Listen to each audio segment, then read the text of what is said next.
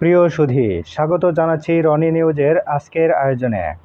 আজ রবিবার 6 জুলাই 2025, 22 আষাঢ় 1432 বঙ্গাব্দ, 10 মহরম 1447 হিজরি। জানিয়ে দেব জাতীয় দৈনিক পত্রিকাগুলোর প্রধান প্রধান শিরোনাম। প্রথমে আমরা নিচ্ছি দৈনিক ইত্তেফাক।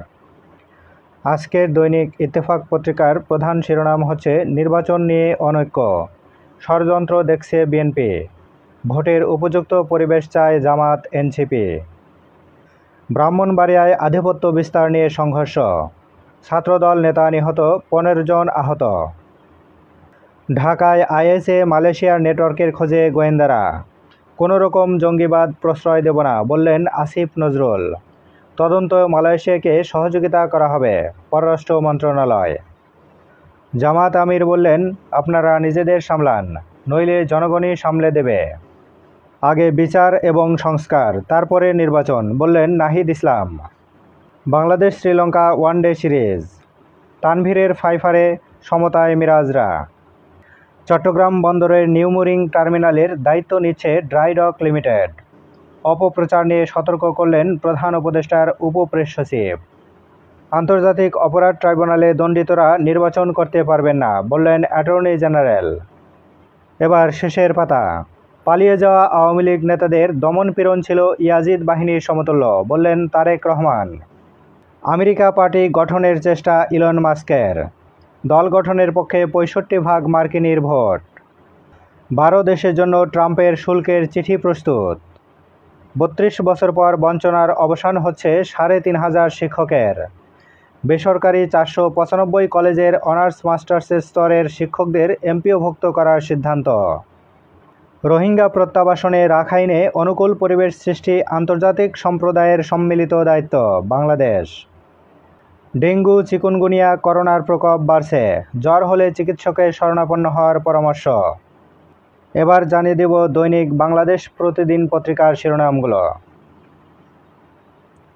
দৈনিক বাংলাদেশ প্রতিদিন পত্রিকার প্রধান শিরোনাম হচ্ছে নিয়ন্ত্রণহীন মব ভায়োলেন্স। তারেক রহমান বললেন, আওয়ামী দমনপীড়ন ছিল এজিদ বাহিনীর মতো, যার রাজনীতি মানেই দুর্নীতি, লাকসামের এরশাদ শিকদার।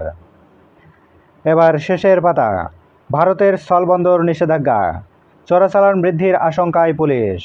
কাঁচা পাট আমদানিতে নিষেধাজ্ঞা প্রত্যাহার চান ভারতের ব্যবসায়ীরা।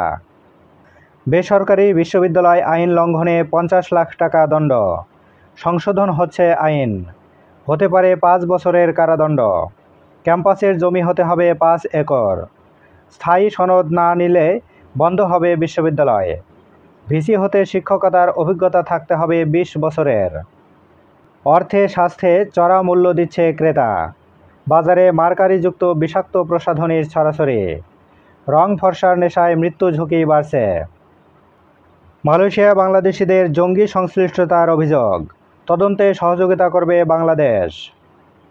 এই ছিল আজকের দৈনিক বাংলাদেশ প্রতিদিন পত্রিকার প্রধান শিরোনামগুলো। এবার জানিয়ে দেব দৈনিক যুগান্তর পত্রিকার প্রধান শিরোনাম।